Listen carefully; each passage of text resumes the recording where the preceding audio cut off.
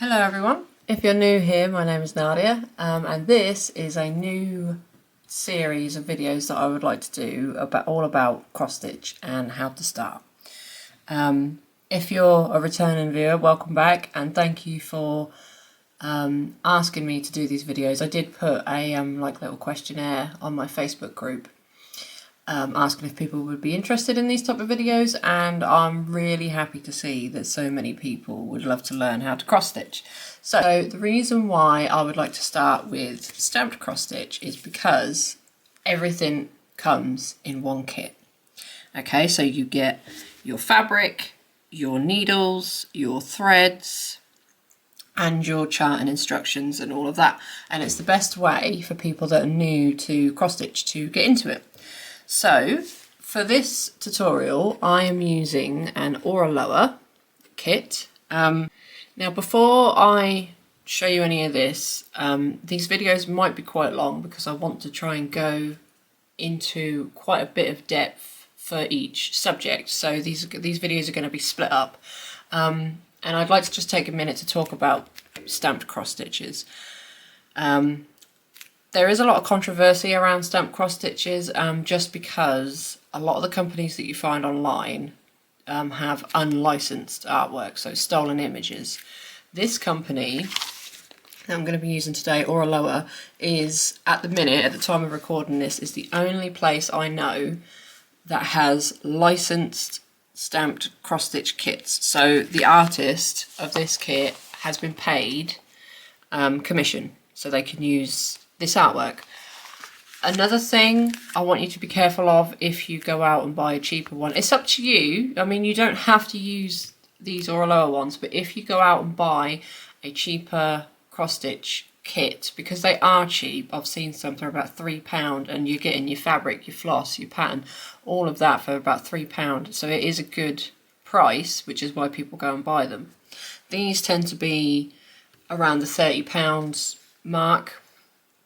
I think they're all different prices, but I think this one was £33 UK money. But the problem is with the cheaper ones, if you're new, it might be a little bit more difficult for you because what comes inside these is a paper pattern. So I will show you it before we even get onto the stitching. So on the back, it has a lot of information. And usually the cheaper ones come with this information as well, and it shows you on the back all different types of stitches that you can do, your cleaning and maintenance, because stamped kits, when you're finished, you wash the fabric and all of the ink where the printed symbols were all comes off. And then it's got how to choose strands, how to choose thread colour, and then unprinted cloth. So this is what I want to talk about, the unprinted cloth. Now because stamped kits are washable, like you wash the symbols off when you finish the whole kit, if you have an accident, say you do what I've done in the past, I've spilled a cup of coffee all over my stamped cross stitch kit before and the symbols all washed off. So then you would have to refer to the paper, or you can guess. And what these come with is a paper pan. Okay, so it's this really glossy, I hate the feel of this paper. It's really glossy. And this part here is 1 page. So that would be 1 page. And these are the other pages. Let me see if I can just zoom you out a little bit more. So if you ever damage your cross stitch, like your fabric, it shows you here where the pages are. So this is page 1, 2, 3, 4, 5, and 6. A lot of the cheaper ones don't have this, and a lot of the cheaper ones are really hard to see. So can you see how clear these paper patterns are? And they're super glossy. If you buy one of the cheaper ones, yours will not look like this. And a lot of the times, unfortunately, they package them too quickly and they end up smearing all of the paper pattern. So if you need to rely on this paper pattern, you're not going to be able to. I'm not trying to tell you what to do. I'm not trying to tell you to go and buy an Oraloa one. I'm just literally telling you that if you're a new person to cross stitch, this is a safer option for you, so you don't get any issues with a cheaper one. So I think we will actually probably start with this booklet. We'll go through this booklet first because I want to go through every part of a stamp cross stitch with you. Okay, so let's just say you've picked your stamp cross stitch from whatever company you've decided. It will come in a bag like this. It should have instructions on the back for you. I think all of them do, even the cheaper ones. It will come with this, which is the front cover. It should tell you the size. That this is the finished size. So my finished size will be 40 by 60 centimeters. And here it says 11 count. That is the count of the fabric. I will go into further detail on other videos about fabric count, but just for now, this one is an 11 count.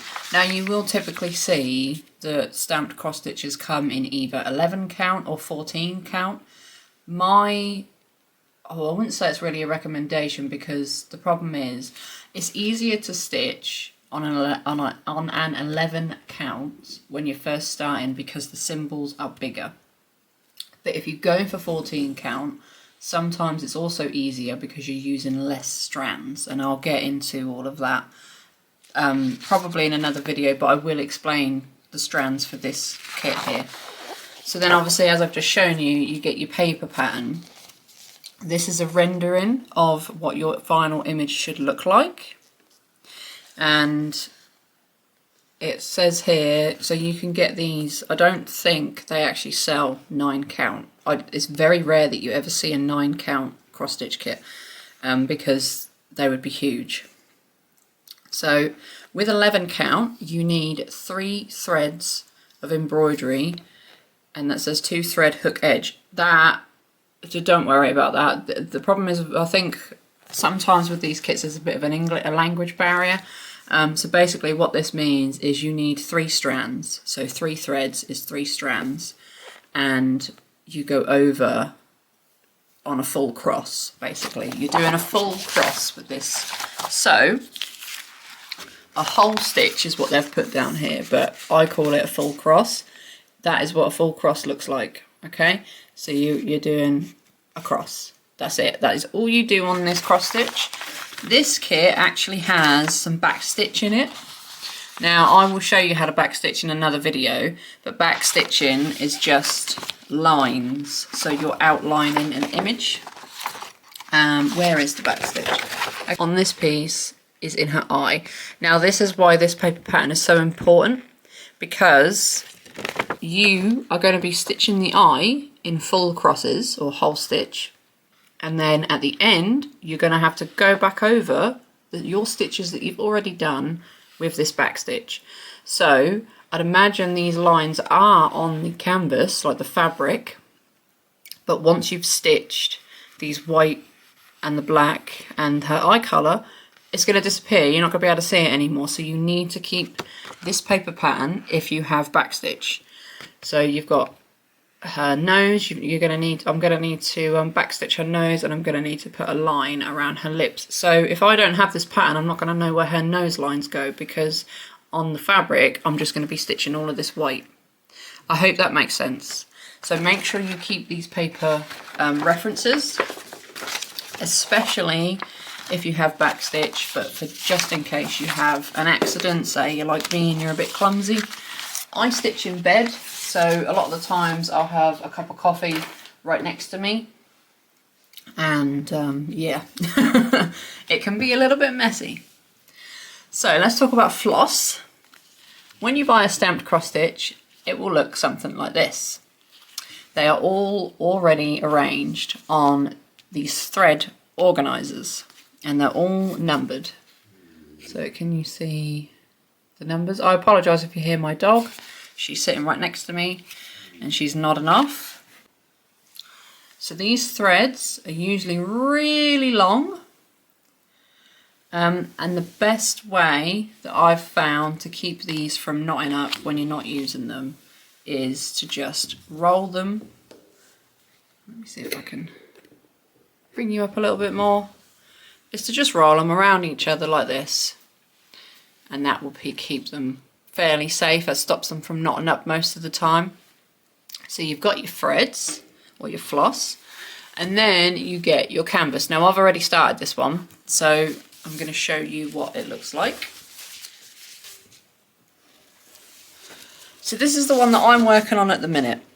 Okay, so I've done this, and this is what the pattern, well, the fabric will look like when you first get it. Now there's a lot of funky colours going on all throughout the pattern. You're not going to see, sometimes you can see an outline, like here I can see the bird. I can see that is her face. Now let's have a look at that back stitch that I was talking about. If I can find it, I don't know if you can see. So this is actually her eye here, and there is a faint line where it's showing me that I need to do back stitch later on.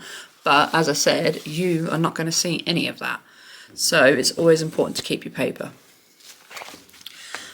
You will see sometimes there is numbers on a canvas, so if there is a big block of one colour, like here, which is her face, that white, I think that was the white that I was showing you earlier, it will come with a number. So sometimes it's the bigger sections have numbers, so it's easier for you just to pick the number. Now the problem is with stamped kits is the symbols. So as I said, this is an 11 count. If you bought a 14 count, these symbols will be smaller. So if you have trouble seeing small things or small symbols, I would recommend you start with an 11 count like this. However, an 11 count will be a bigger fabric. So the best thing for now, all I want you to remember is the lower the count number, the bigger the fabric. So 11 count will be huge, 14 count will be slightly smaller, but still quite big. Okay, I hope that is easy to remember. Right, so all along the canvas, you will have your symbols. And they go all the way along this one. Now because mine has about 80, I think it's 79 or 80 colours, it wraps around the entire canvas on this one. Not all cross stitches will have this many colours, not all of them will wrap around like this. It depends. And then here I have my back stitching colours. Now again, not all canvases, stamped cross stitches will have back stitch, so it will depend on the kit that you buy. And here it says your number, your symbol and your DMC. And that says around on the side there, that says full stitch, but that just means we're going to be doing a full cross. Right, so I hope I have explained everything quite well. If you are still struggling with anything to do with the fabric, the floss, the pattern, anything like that, let me know in the comments and I will try and send you a reply or send me a private message. I'm on Facebook, I'm on Instagram, I'm on TikTok. I have an Etsy shop, you can always message me there if you feel like you need to. It's all by the same name, Darkxstitch. So before we go any further, if there's any other questions, just reach out to me and I will see if I can help you out. Okay. So all of these kits should come with a needle as well. Now, let's just say you don't have anything, you haven't bought any accessories so far, and all you've got is the needle that came in the kit. Stick your needle up here so it doesn't get lost, okay? So say you don't have any needle minders, cover minders, anything like that. Just run your needle under the fabric like that, just to keep it safe so you don't lose it, okay? That's the easiest way, and I do this all the time because I have a lot of whips. If I don't have a cover minder or anything, I will just leave it there. Right, so now let's get on to a bit of stitching. I will show you, let's do an easy part, okay, to start with. Let's do this big block of number 79 here. So just for this video, I've got just a standard hoop. It's quite a small hoop. I will go into accessories and everything later on, but you don't need a hoop. You can stitch in hand if you want to. So let me show you how to stitch in hand first. All you need to do is grab your needle, find your number, so 79. Let's find that. Sorry if I sound funny, I always put my needle in my mouth. I shouldn't, but I do. Right, so 79 is a white. And you can see I've added 79 further along just because there were so many on this one. Typically when you get a lot of thread on one of these floss organisers, because these are made out of cardboard, sometimes it's best to split them up in case it rips, because if you're using this all the time, sometimes these rip, but you can use these and write the number above if you've got any spare ones. If you enjoy cross stitching, later on when we go through accessories, I would advise you to get something different than these.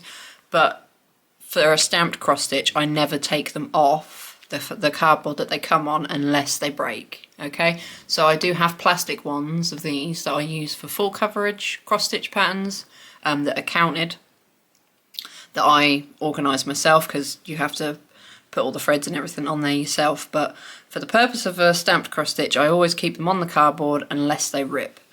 So I can see here that I've got one on its own. So all you're going to want to do, get my needle out of the way, is pull this off. So you just grab the thread and pull it off. Get these out of the way. Now, because this is an 11 count, I need 3 strands. So this is one strand, and I think this one already has 3 in because I've used it before. So maybe it might be worth getting a different strand. Give me 2 secs, I'll get a different strand, because I want to show you how to get the strand, the strands off of this string, the thread. Right, so I've gone ahead and got another strand. You don't need, just quickly, you don't need to take all of this off to get one out. If you just pull one from the top and pull it out, it will come out, okay? So you don't need to undo all of them every time you need you need a strand. So I'm going to bring you down a bit closer now. Now to get 3 strands out of this, all you do, hopefully you can see that because this is white. Now you can see that the end of this thread has split. There's 6 strands in one of these pieces, okay? There's always 6. So we need to pull out 3. So can you see? We just pull, keep this finger tight and just pull. Okay? And then that will look something like that. You've got your one strand, and then you just run your hand along it to flatten them back down, and then you do it again. So I've got to do this 3 times. So that's 1, 2, and then pull this again, so all the thread goes back down, so it's doesn't get knotted, and then 3. Okay, so with this other 3 left, go back on your floss organizer. And then with the 3 that you've pulled out, you want to make sure that all the ends line up. So I can see here that I've got an end here, which I need to pull to line up with the other ones. So the best way I do it is I run it in my fingers to see where the ends are. Like I can see there's an end here. I'll pull that bit further down, and then I can see there's another one here. So I'll grab that second one, and then I'll just pull until the third one matches up. So we've got all 3 ends, and then I will just run them lightly through my fingers so they don't get knotted up. Okay, so here's my 3 strands. I'm just going to get them all as close as I can together. Okay, so here's our 3 strands. So now we need to thread the needle. I like to lick my floss. You don't have to. You can do it however you want. You can buy needle threaders but I think they're useless. Sometimes this is the trickiest part for people, is they're going to focus, because you need to get it into this hole here. And that's why I just lick the floss. So however you want to thread your needle, go ahead and do it. Okay, so I've got my needle through. It's very important that you make sure all 3 are through the needle.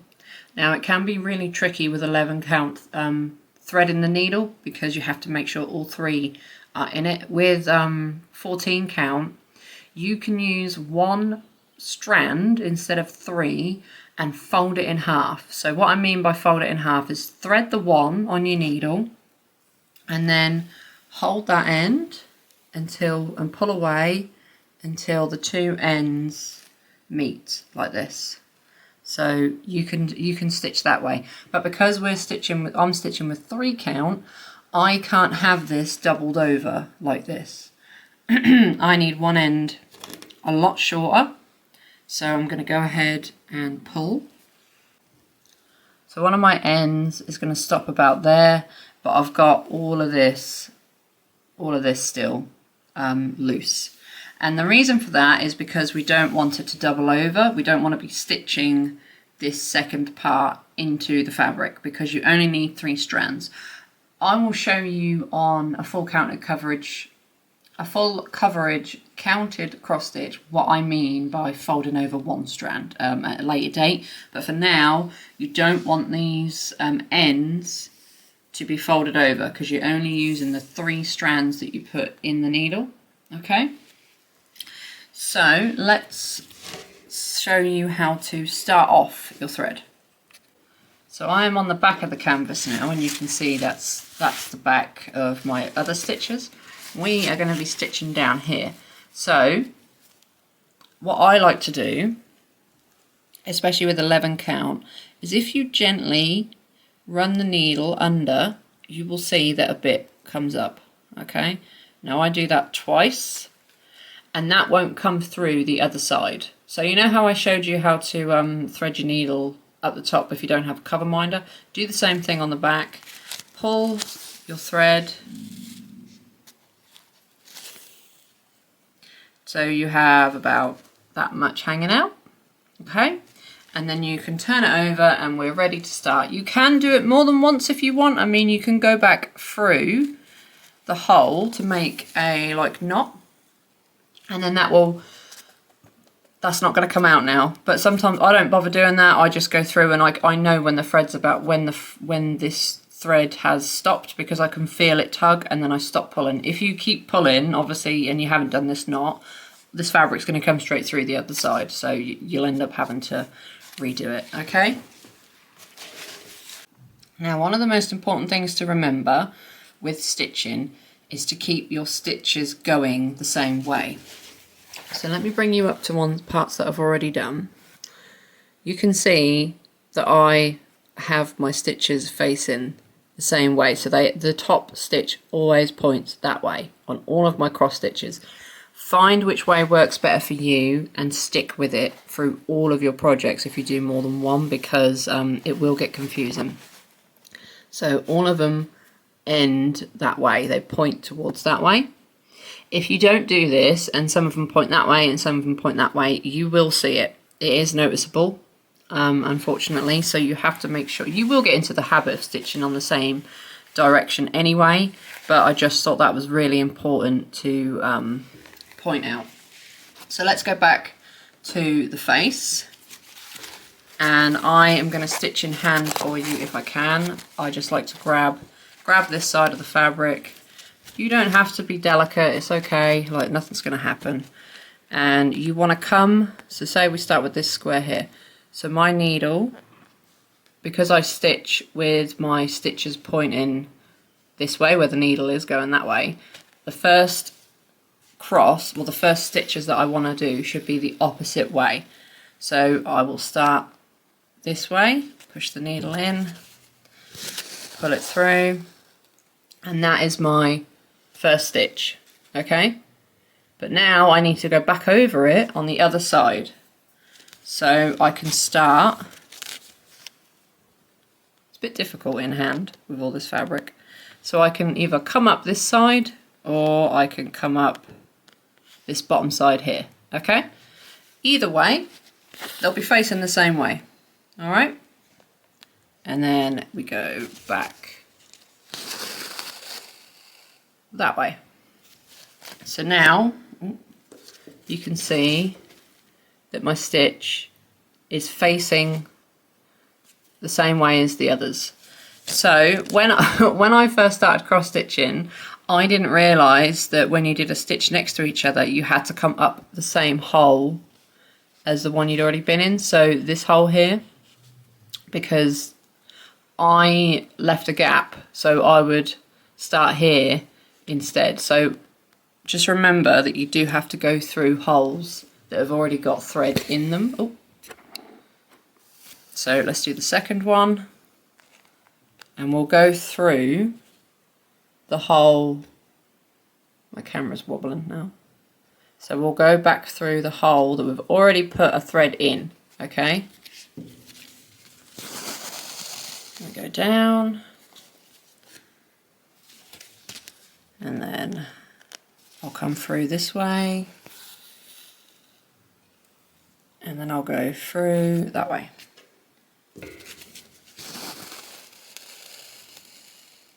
Okay, so that is 2 stitches. So they should be, let me see if I can get this. So they should be right up against each other. No gaps whatsoever, okay? Because you're putting your second stitch into that one which has already got thread into, okay? So you must make sure there's no gaps, because when I first started stitching, I would leave a gap. And that was a bit, I was so confused about what I was doing. So I just wanted to make sure I pointed that out. Now I'm going to go ahead and put this in a hoop because it's a little bit difficult in hand. So I'll be back. Right, so do you remember what I said about this extra bit of floss needs to be hanging out and not stuck into the canvas? Always make sure that this part is short on your floss. So what might be easier for new starters is to cut this thread in half before you put it on the needle, because this is quite a long piece of thread. A lot of the stamped cross stitches come with long pieces of thread, and it's easy to get this, you'll be stitching and not thinking about it, and then you'll get this bit stuck into the fabric, and then you'll end up with 6 strands of floss that you're stitching with, because it would be doubled over. So what you need to do is, when you realise that it's close to the end, is pull your needle up. You can't really show you this on camera, but if you pull your needle and not your thread, it will go shorter. And you want it as short as you can, but not too short so it's all the way up here. Like if I was to pull, let me just pull it and show you. If I was to pull it all the way up to here and I start stitching like that, my needle is going to fall off the thread. So as I'm going in and out, this is going to slip under my hand and it's going to pop out. The easiest thing, a good plus, I mean, for this is when you're finished with this thread, you can literally just pull and your needle will come out. And then you can go ahead and cut your floss if you don't have any more of that symbol to do. But just make sure that this is long enough that it's not going to fall out of your hand, but not too short that it's going to fall, the needle's going to fall off. I just wanted to point that out because I tend to struggle with that sometimes when I'm not paying attention. I will stitch it into the fabric. Right, so I've got it on a hoop now, and you can see that this is tight. When you put a cross stitch pattern in a hoop, you want to make it tight so you can hear it like a drum, okay? Because it will help a lot. Right, so I'm just going to do a couple of stitches with you. And remember, we're going back into even this thread is too long for me. I keep getting it caught on my table. So remember that all your stitches need to go the same way. Okay. When it comes to finding the hole, it can be a little bit tricky. I don't know if you can see that. Because don't turn your fabric around to find the hole, okay? Because if not, you are going to be doing that forever, and I wouldn't advise you ever doing that. after a while, muscle memory will kick in and you will know where to put your needle. Alright, so this part does take a while for new people, trying to find where the hole is without looking. And even I do it, like I will occasionally come up through the wrong hole. Just put your needle back through, like the other side, and try again. It's not, after a while it becomes easier and you will be faster, but stitching is not a race, you know, like you take your time with it, enjoy the process.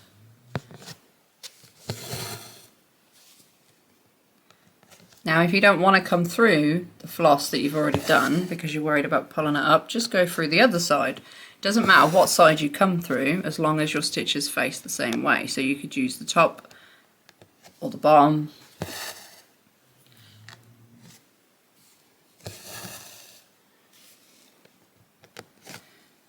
And then you would just follow all of the same symbol until you're done. Now I probably won't sit here and stitch this whole part because there is a lot, and stitching does takes a long time, especially when it's a full cross like this, when you're doing two. See, now I typically, when I do counted cross stitch, I will only do one stitch, and that's called a half stitch. So a half stitch is this. That's a half stitch. But if you work in half stitches, I wouldn't ever recommend it on a stamped cross stitch because the pattern isn't designed that way. They want you to stitch it in full cross. But if you ever do a pattern on counted cross stitch, your half stitch will have to face the same way as your top stitch. So instead of starting like this, because you'd only be putting one stitch down, they all need to go the same way as your top. I call it a final stitch. So your final stitch would have to be the same way. I hope that makes sense. Now I am using my hand, so I apologise if it's not, I'm not on a stand or anything. I don't use like table stands and things like that because I typically stitch in bed. I did have a scroll frame before, but we can get into accessories and stuff another time. So when you come up through a stitch that's already been done, just be careful that you don't go into the thread that you've already got there. Try and go alongside it if you can. I know it's tricky, I do it all the time, because sometimes it can push up the threads that are already in.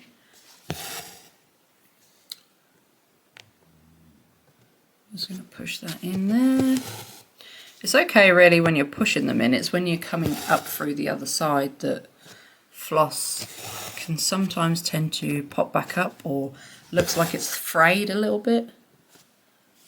I'll try and keep you as still as I can. I try not to go through the fabric on the underneath where there's already a stitch, but sometimes that's difficult if you've got stitches all around you. I try and go to the part where there's no stitch, but if I'd have already done this bit here, then that's not possible. So, because I can see one here is slightly puffed up, but these stitches don't have to be perfect. So there you go. They all face the same way. They're all similar in size.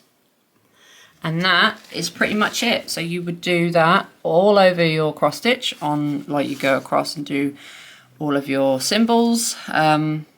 Take care with the symbols because I am having problems on this one myself with, so say you've got symbols that point that way, I've also got some red ones that point that way.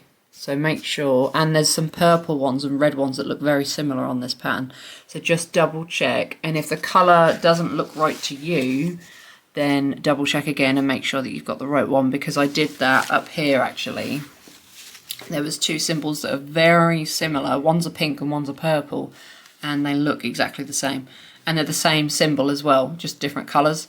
So just be very careful, because I think it was one of these green ones, so I was able to guess that I'd picked up the wrong symbol because it come up as a yellow or a pink, and I was like, well, no, that's not the right symbol. So just take care with cross-stitch kits that are stamped, because sometimes the symbols can be a little bit confusing.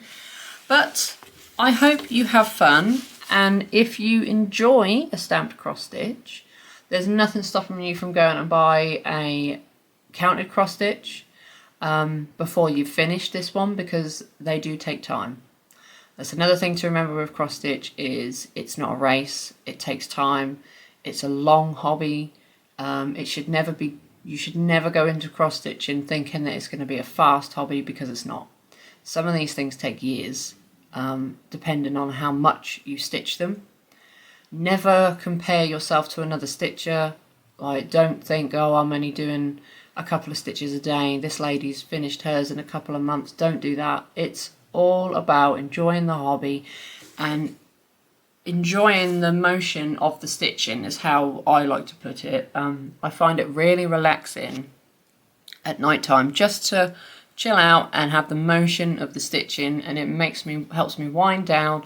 And even these stamp cross stitches help me wind down quite a bit, because usually with the counted cross stitch it takes my mind away from other things because I'm concentrating on the counts. But even with a stamped cross stitch, it helps me just to relax, and that's all you need. You don't want to start a hobby thinking, oh, I'm going to get this done straight away. Don't start anything for gifts for people if you're new, because you'll stress yourself out and you'll put yourself under pressure. Just enjoy the stitching. Right, so I'm going to go because the dog's getting louder and louder. The next one, I think we will look at buying a counted cross stitch pattern. So you've done, say just for instance, you've done a stamp kit, you really enjoy it, even if you haven't finished it, you want to move on to counted cross stitch. So we're going to have a look at that next.